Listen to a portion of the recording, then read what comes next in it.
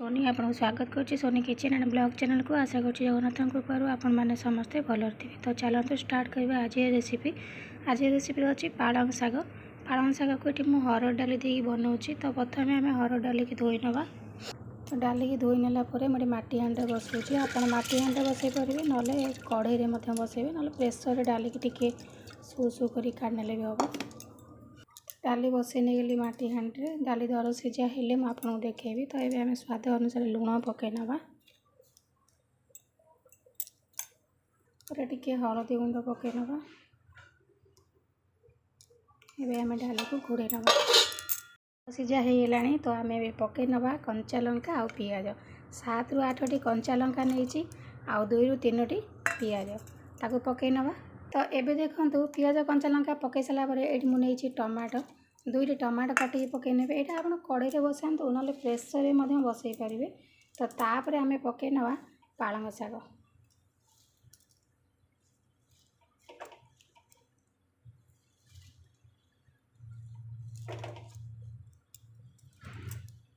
शाग देखते एथर भल भाव सीझी गला। तो पूरा फुल थी देखते शाग डाली बढ़िया से सीझी गला। तो ये आम टे फुटे नवा।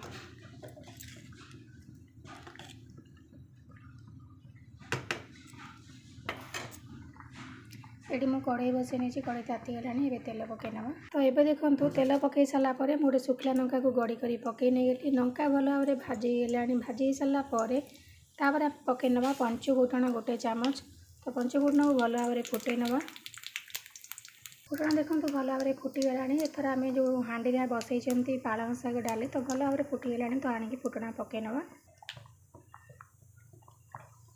यही भाव जब पालंग शाग डाली करेंगे खावाई देखिए बहुत सुंदर टेस्ट लगे। पियाज कंचा लंका टमाटो डाली पालंग तो ये भाव थे बनई कि देखु आउ केते सुंदर टेस्ट लगुच।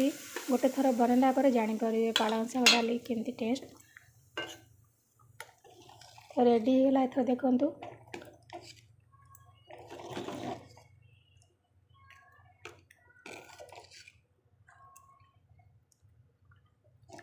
ये मुझे कंचा लंका 7 ରୁ 8टी पकई नहीं से लंका गुंड पकईनी। आपड़ जब कंचा लंका न पकेबे लंका गुंड टे पकड़े भी चलो। तो आज विदाय नौ पुणी देखा आप सहित नेक्स्ट वीडियो से पर्यटन रोचे। नमस्कार। जय जगन्नाथ।